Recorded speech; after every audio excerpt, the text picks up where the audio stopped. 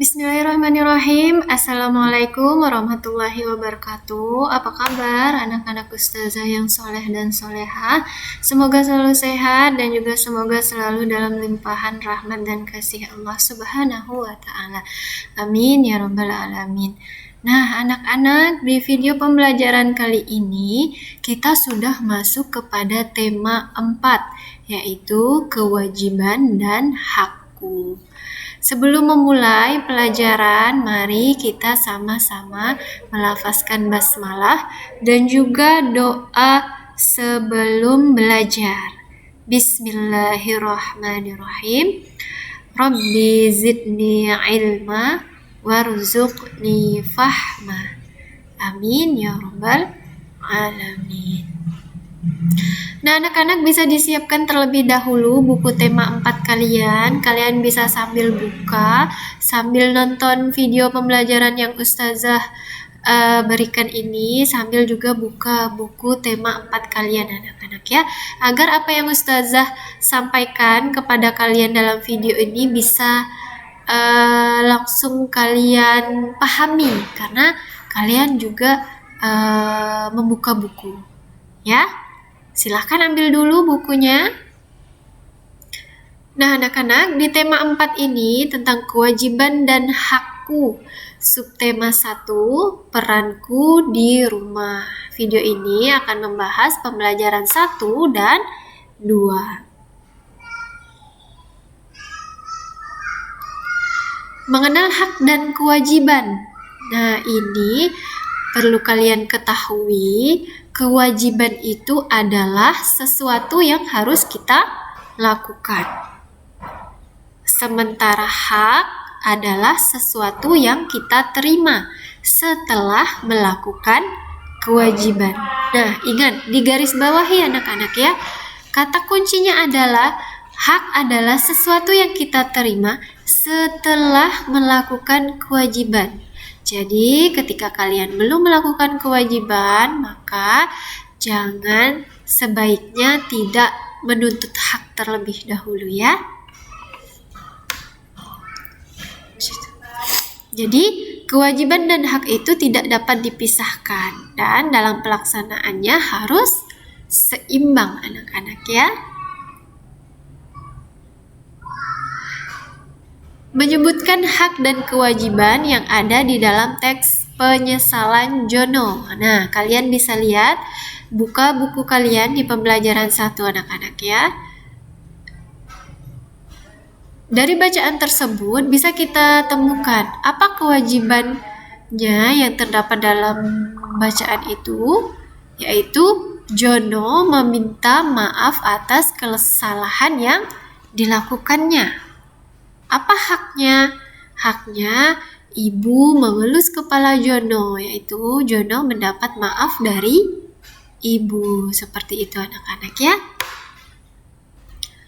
Nah, dalam teks bacaan penyesalan Jono, banyak kewajiban yang Jono tinggalkan, sehingga menimbulkan penyesalan bagi Jono.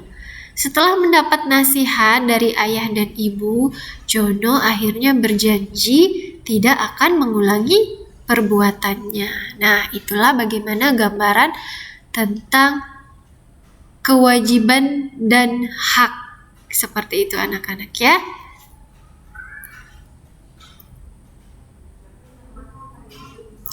Langkah-langkah membuat kalimat saran. Nah, ini sebelumnya juga sudah ustazah berikan. Kalian juga sudah pernah ya anak-anak ya membuat kalimat saran.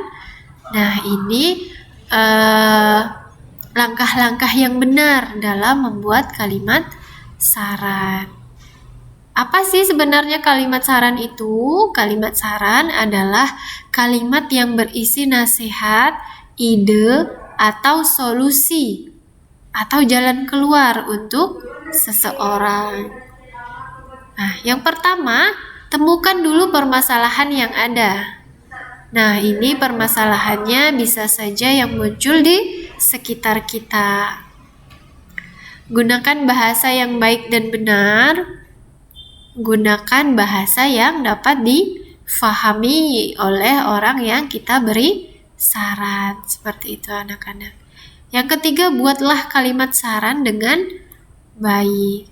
Hindari kalimat yang menuduh atau menyindir anak-anak ya.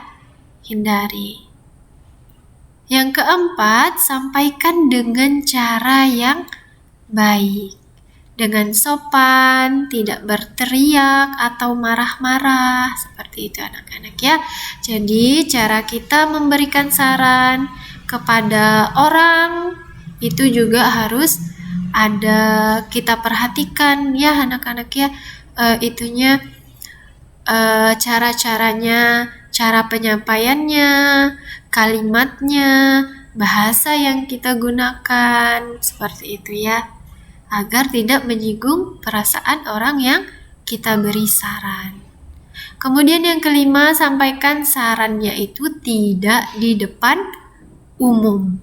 Seperti itu anak-anak, itu juga adab yang harus kita lakukan dalam memberikan saran kepada orang lain.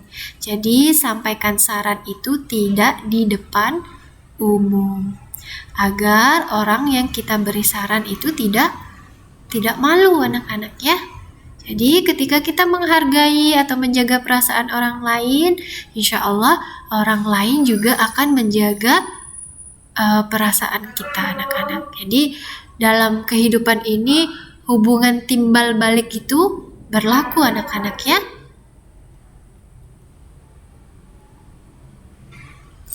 Nah, apa sih contoh kalimat saran? Dimulai dengan kata sebaiknya atau seharusnya. Nah, dari gambar yang kalian lihat ini ada gambar meja belajar yang berantakan bukunya, kemudian ada kertas, gulungan kertas, bukan gulungan kertas ya, gumpalan kertas ya, di atas meja belajarnya. Jadi, apa masalahnya? Masalahnya adalah meja belajar Salman berantakan. Apa ya saran yang bisa kita berikan? Seharusnya Salman merapikan buku-bukunya setelah belajar, atau dengan kata sebaiknya. Sebaiknya Salman merapikan buku-buku setelah belajar. Nah, seperti itu ya. Jadi minggu kemarin Ustazah sudah berikan kalian soal ya tentang memberikan saran. Jadi rata-rata itu setelah Ustazah lihat dan koreksi, alhamdulillah ya, sepertinya kalian sudah paham bagaimana cara memberikan saran. Sudah ada kata sebaiknya atau sudah ada kata seharusnya. Jadi bisa Ustazah simpulkan kalian semua insya Allah bisa mengerti dalam memberikan kalimat saran. Perbedaan kalimat saran dan kalimat tanggapan. Nah, ini apa perbedaannya? Kalimat tanggapan adalah kalimat pendapat kita terhadap suatu peristiwa. Sedangkan kalimat saran adalah berisi nasihat atau anjuran. Contohnya, sarannya sebaiknya kita memakai masker saat keluar rumah. Nah, ada orang yang memberikan saran seperti itu anak-anak.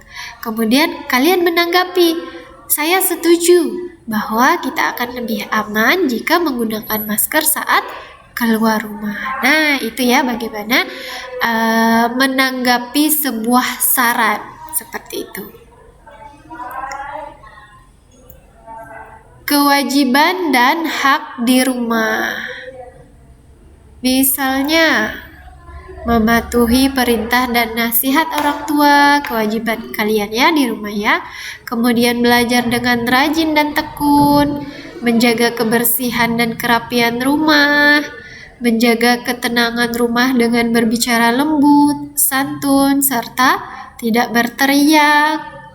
Kemudian membantu orang tua, seperti itu anak-anak.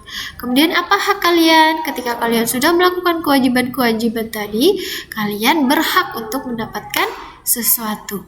Misalnya, mendapat perlindungan dan keamanan di rumah, disayang dan dicintai dari orang tua, mendapat bimbingan dan pendidikan dari orang tua. Nah, itu adalah hak kalian di rumah anak-anak yang harus dipenuhi orang tua.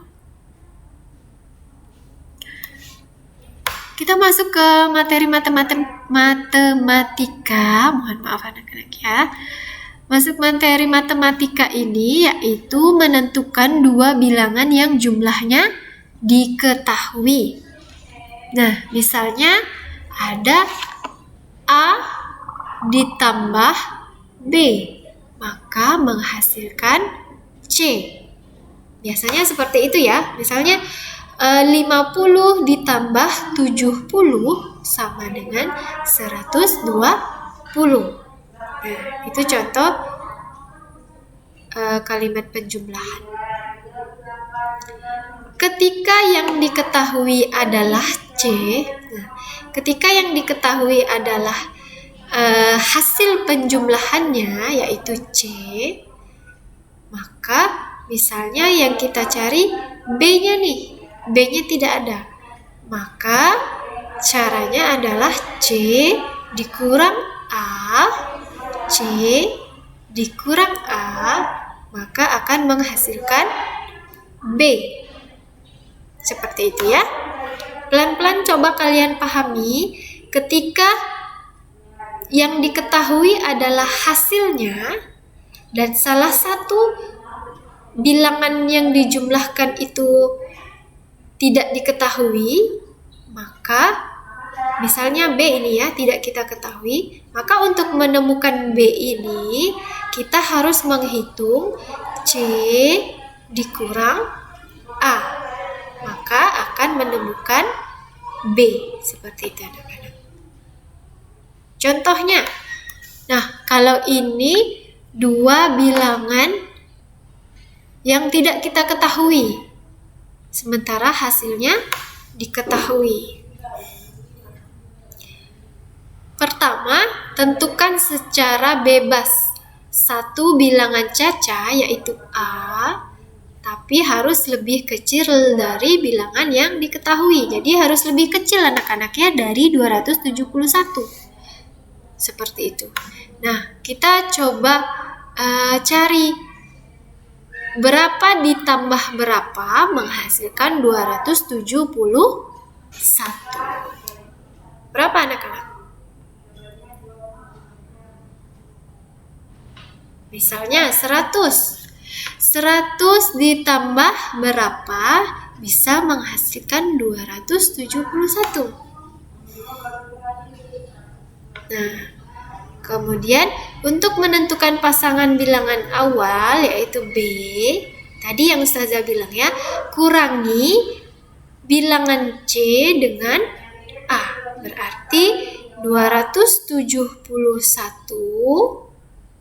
dikurang 100 sama dengan 171. Seperti itu anak-anak ya. Jadi ketika yang hilang ini adalah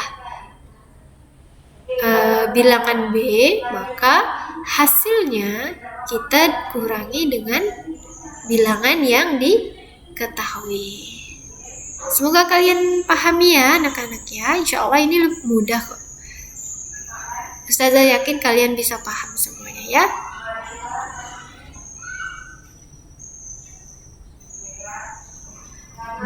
Nah anak-anak, yuk kita jaga adab dalam memberi saran dan tanggapan. Sesuai surah Al-Asr ayat 3, kita memiliki kewajiban untuk saling menasehati dalam kebaikan.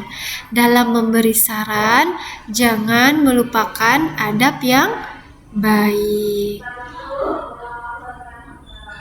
Alhamdulillah, jazakumullah khairan katsir. Ustazah ucapkan untuk kalian yang sudah menyimak video pembelajaran Ustazah kali ini.